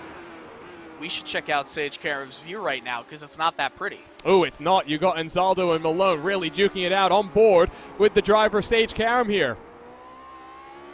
Oh, man. I don't find this comfortable for anyone. Gap's already down to 4.9 seconds. Continue to drop. You have to be patient here. Down through the S's. You cannot get the move done here. Karam might have to wait until the start-finish line to get on past these cars. Is Malone going to compromise? No, he's not. He's going to stand firm. And Karam, 4.7 seconds now. The gap back to Sirois. It will be 5 laps to go at the line here. Karam needs to get by. He needs to get by fast, Dylan. Yeah, he does. Oh, man, he almost came right down to the gearbox. He gets by here. He still has some more traffic to work around. Only 2 more drivers, though. He'll potentially get the draft, or maybe there will be a bit of fair play here. Yes, absolutely going to be some fair play. And let him go around the inside on the keyhole. You see that big speed difference. Oh, no. Karam almost just lost control again. Oh, and look at Malone taking full advantage. Opportunistic from the 34. And I think we have to go take a look at that one there, Dylan. Oh, man, that was gorgeous. That, we've seen some great overtakes in this race, and you know what? Again, fair play. Just cuts him off right there. That could have been disastrous if it was an inch long. Oh, no! I heard a spin. Trevor Malone again. And it's as we come back to the live coverage. Oh, he almost gets clipped. That's Sirois. That's Taylor. That's second and third. Oh, there's only 0.8 of a second between those two now, Dylan. It's all heating up. 4 laps to go next time around. Trevor Malone was about to say something and decided against it in the in-race radio. Oh my goodness, we'll catch a replay right here. He just spun. That was just all himself and then backed himself into the wall. My goodness, David Sirois. That was some great driving to avoid any bit of that incident. Oh, Dylan, my goodness. You've noticed it as well. You've noticed it as well. There's damage to Sirois. He's down on pit road. Heartbreak full of One Motorsports. I don't know if it's damage. Is it fuel? I can't think it's fuel with 4 laps to go. It's got to be something else. Let's see how long he's stationary in pit road. But heartbreak for the 99 car. It's a splash and dash. You are right. Oh my goodness. I have no idea. Will this mean that other drivers have fuel issues? How long was Sirois out there on track? I had not been tracking the stint length there, Dylan, but boy, oh boy. Things now take a drastic swing with just 4 laps to go. The most comfortable driver is Sage Karam because he came in last. Well, now we've got a battle for the third and final step on the podium. It's Reagan and RaceSpot. RaceSpot might still have this one. Second place in the championship. He needs to recover, Dylan. He cannot afford to be too patient here. They're not going to have too much time left to go. My goodness. Yeah, there's not too much time left, but there's always time for a little bit of stamp licking and sending it. Break out your inner Daniel Ricciardo, I guess. This is not necessarily the track where you can do that, and the writing on the side of RaceSpot's car says knock yourself out. I don't think that's what you want to do here, Dylan. 3 laps to go. That's blasphemy. You can do it anywhere you want to. Well, You need the ideology of a honey badger. True honey badger spirit there. Excuse me. I've just noticed some damage on the front of Reagan's car. I'm not sure if we're going to get a good look at it from any of these onboard angles that I would love to try and pick it up here. But Dylan, yeah, look at that one. It is very much off color, I'd say. Yeah, exactly that. You can see some scrapes and some off coloring here, but going into China Beach, Mike RaceSpot goes around the outside. He's going to have to contend with maybe an over-under here. Is he able to get it done? No, did not get the throttle, but it looks like Chris Reagan gets a little bit loose over the hill. They hold position, maybe a 10th gain. Sirrah then in 7th position from a best finish in his Lionheart retro career, a very fledgling career. Only here in 2021 have we seen him in action.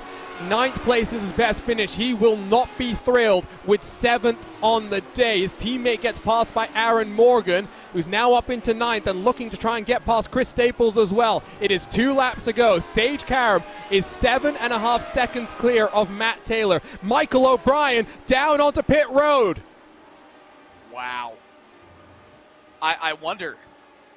I just wonder, why are these drivers having to come down to the pit road? I mean, does it have to do with fuel saving? You know what I think it might be, Dylan? It's not fuel saving per se, but these were cars that were running in line in the first stint of the race, so they would have been using a little bit less fuel. Wow. Now it is totally different in clean air, just that little bit more ability to push. I wonder if that's what's happening down in towards China Beach, though. It's going to be the white flag in the air for Sage Karam as he comes in towards the final couple of corners. One more lap for Mike RaceSpot to get on to the podium here today. And they have Trevor Malone as a form of traffic. Maybe he'll use him as a pick to try and get around Chris Reagan. That's Mike RaceSpot trying to do just that. You know, they're so close right now, and with the white flag being out, I think we'll see a move done, maybe into the key. Oh my goodness, that is bold to get around the lap traffic in Malone. Malone says, okay, I don't want any bit of this, and lets him go, but that might have saved a potential move into the keyhole. Richie Hearn down on pit road as well. It is heartbreak for the 2nd time in consecutive races then from Richie Hearn. He should probably drop out of the top 10 based on the pit road delta time.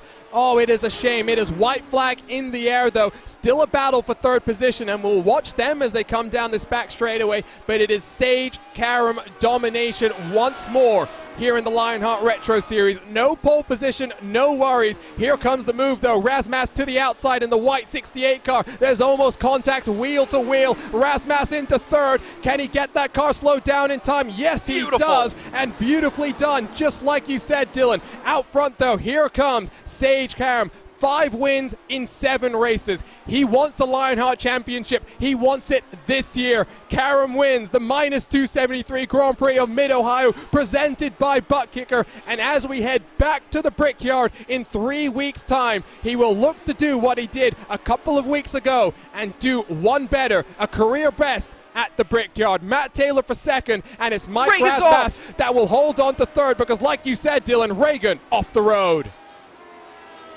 Aaron Morgan is upset about something on the radio, saying, you've got to give me room.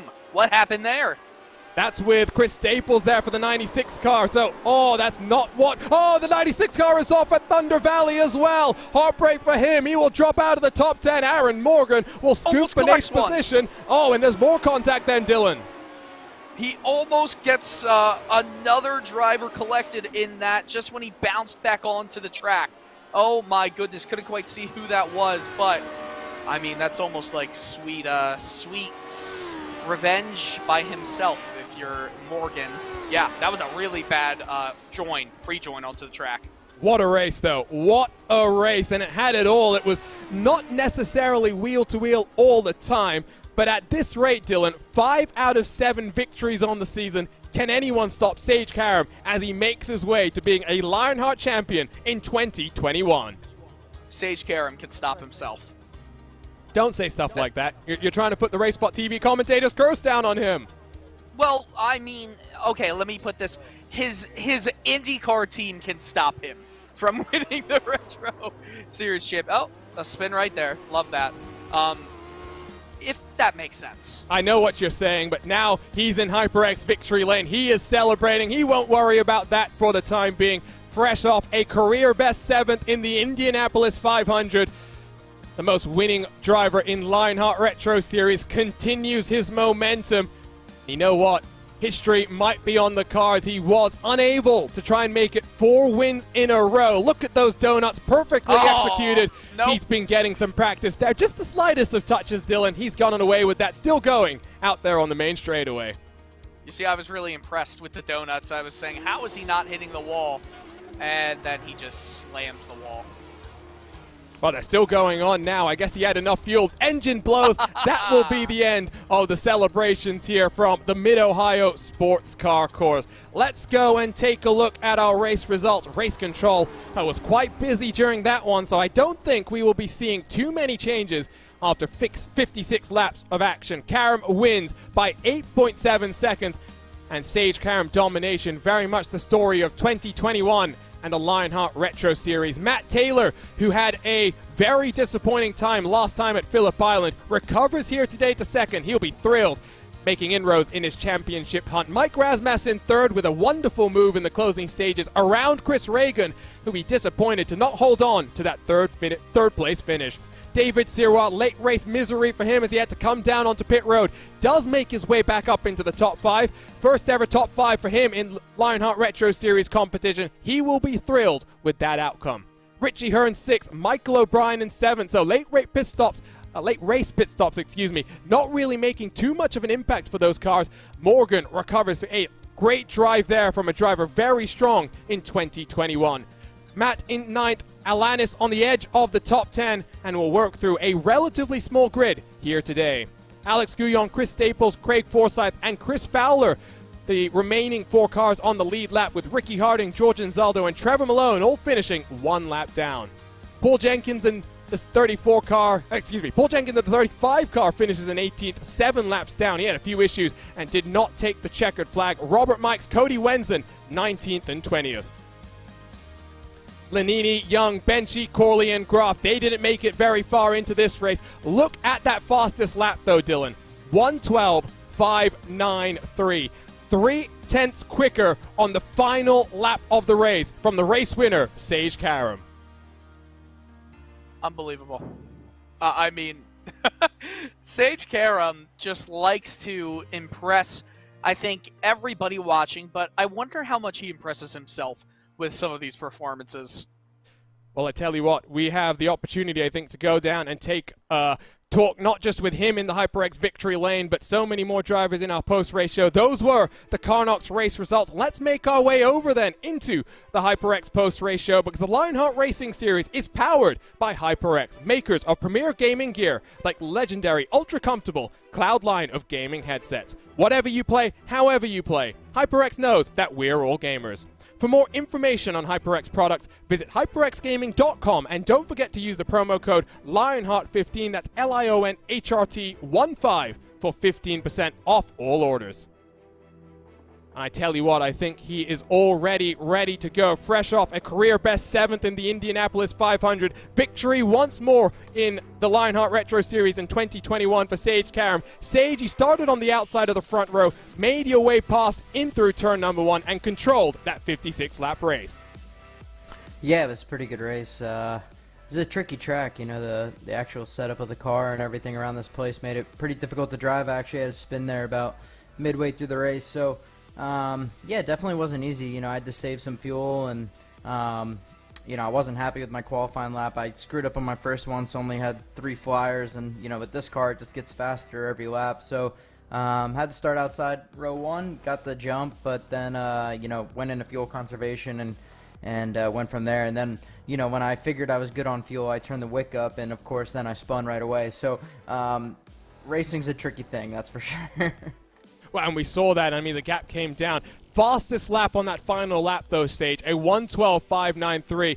Given what you had earlier in the race with those spins, was there ever any doubt about pushing that hard on the final lap when you might have had a bit more issues if you had some sort of an incident on the final lap? Yeah, I don't know. This car obviously gets faster as it goes, and when the fuel load gets a bit lighter, it really speeds up. So I knew like the last 2-3 laps of the race were going to be my fastest laps. So I always go for it. You know, I definitely want to solidify the fastest lap of the race. I know everyone else is going to speed up, so I don't like to, just drive kind of softly around the place, and I like to attack it. And I didn't want to change anything. You know, I was pushing for about 6 or 7 laps before that, so I figure, when you start changing stuff, whether you're going from fuel saving or going to fuel saving, that's usually when you like screw up some things. So I just was in a rhythm and just driving, and I was fortunate enough to get like a clean lap there at the end and put up a pretty decent lap. What was the month of May like for you, Sage? I mean, at the start of practice in the real world, rolled off very quick. Qualifying was a struggle, had to be part of that last row shootout, and then the race itself, working your way up to a career best, a 7th place finish, kind of flew under the radar because, of course, history being made and so many fans in attendance as well. Well beyond, if you ask me, the 135,000 that was quoted. How great was it to be out there once more at the Brickyard and to have that sort of success? Yeah, I mean, it was spectacular. You know, obviously to have fans back was really awesome. You know, last year we didn't have them, so to have that vibe and energy back was really, really cool. So was happy for that, and I was just happy to have a strong month. You know, we rolled off the truck and we're pretty quick right away. We're 4th in first practice, and was top 10 in a couple other practices, even on carb days. So we knew we just had to get the car in the show. You know, qualifying is not our strong suit there, so had to go through the bumping, like you said, and fortunate enough to get through that. And I knew I had a good race car, so I just long race. I just had to keep my head and not make mistakes, and that's what we did. The crew did a great job in pit road and made some spots up there, made some spots up in a nice timely yellow, and I just kept my head and let everybody else make mistakes. And it was really cool to finish 7th at the Speedway. It was my best finish of my career there. So,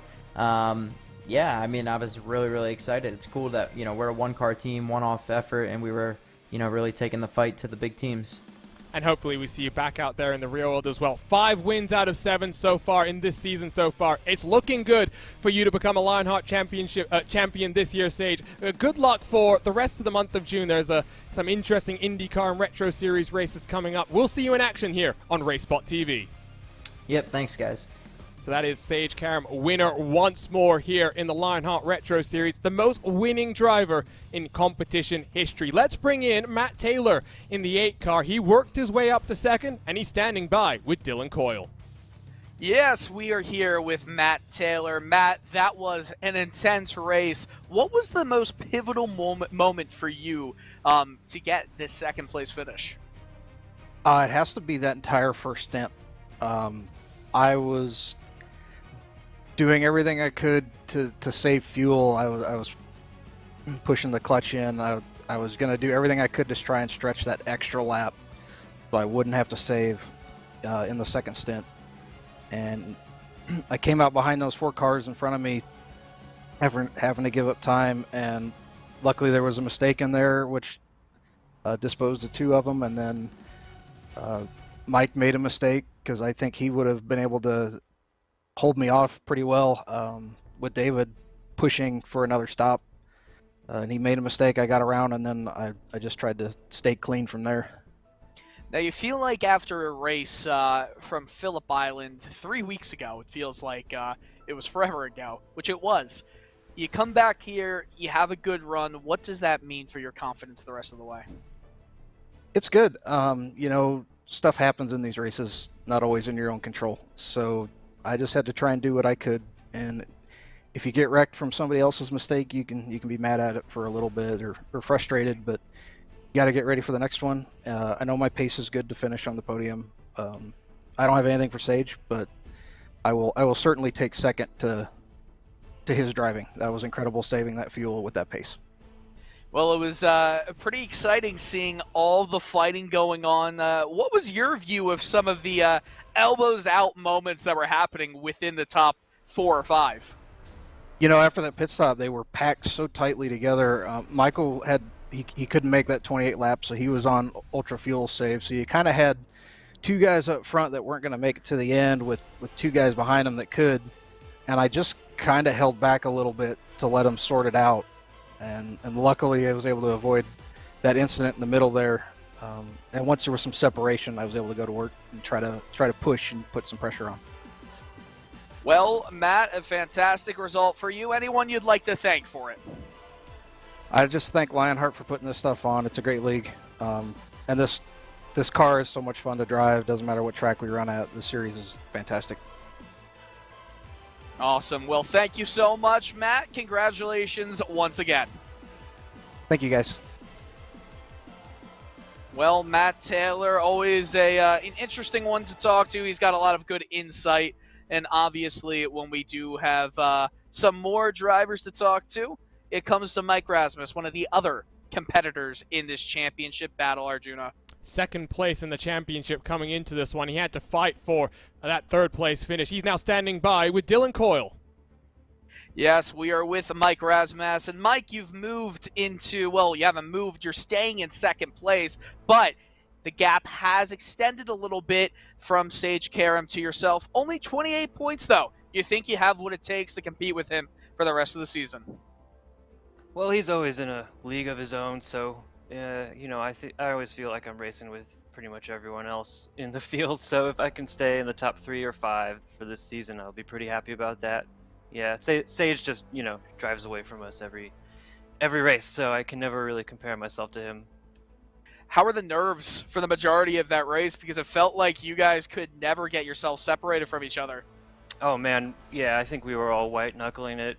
We had that like truly train going with Michael, and you know he was really fast, but you know with the draft and everything, it was easy for everyone to keep up, and it was just kind of like, you know, waiting for someone to make a mistake, or you know, I was saving fuel pretty much the whole race as well, so I didn't want to overdrive and lose that.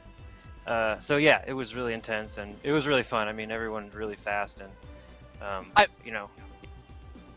I mean, Mid-Ohio was such a difficult circuit to get right. For you, what do you feel like the most intense zone of that track has got to be? Probably any of the hills and the so the whole track. And, yeah, pretty much coming over the crests and everything, trying to keep the rear tire, trying to keep all the tires on the ground and pointing in the right direction. Once the tires heat up and everybody's going as hard as they can, it really takes a lot of concentration to do. Awesome. So 3 weeks until the Indy 250. You're going to be doing some practice for that? Oh, for sure, yeah. That's a fun race. Always fun. What are you hoping from your result there? Oh, I don't know. I think I finished third there last year, so definitely going for third or better this time. Awesome. Well, anyone you'd like to thank for this podium finish, Mike?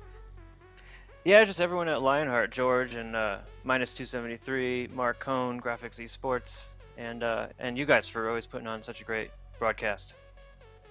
Well, we appreciate that very much. Congratulations once again, Mike. Thanks. Of course. Well, Arjuna, it went from, in my opinion, an average race to a fantastic race by the end of it.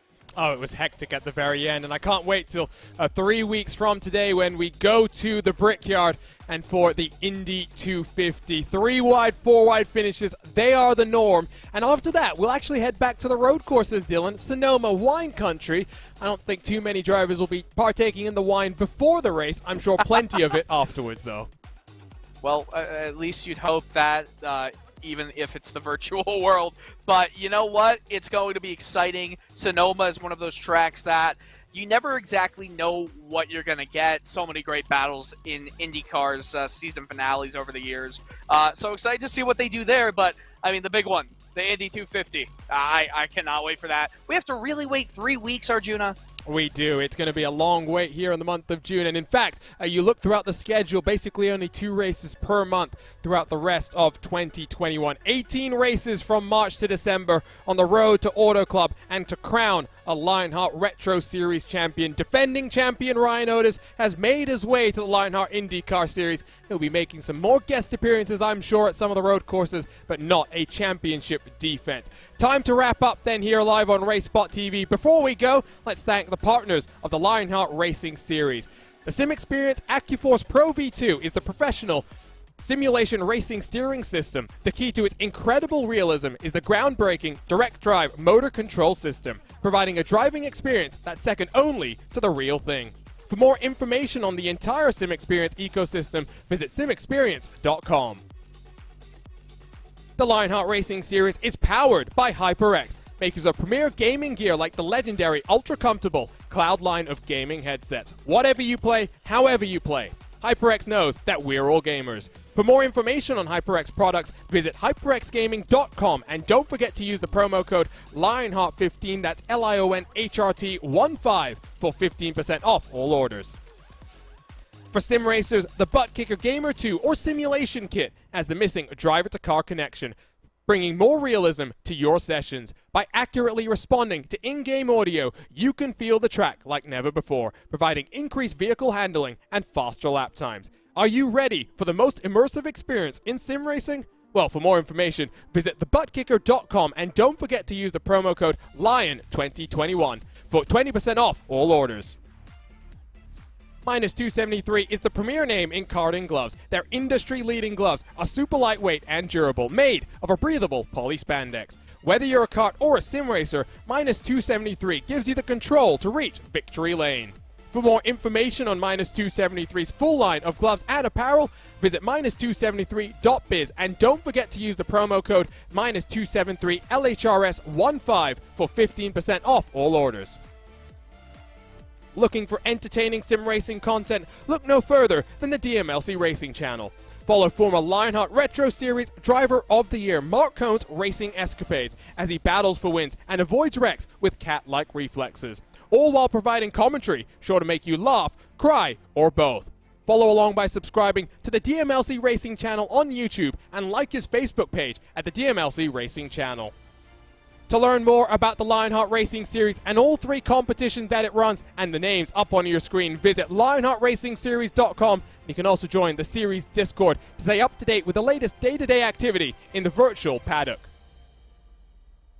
It is time to say goodbye then here live on RaceSpotTV, and a reminder that there's so much more esports action that you can watch. Follow Lionheart across Twitter, Facebook, and Instagram for all your Lionheart social media updates, while ESTV has you covered for all your esports action. If you're not already subscribed to us on RaceSpotTV, make sure you hit the red button and the bell next to it to get notified every single time we go live with the great sim racing series that we get to cover.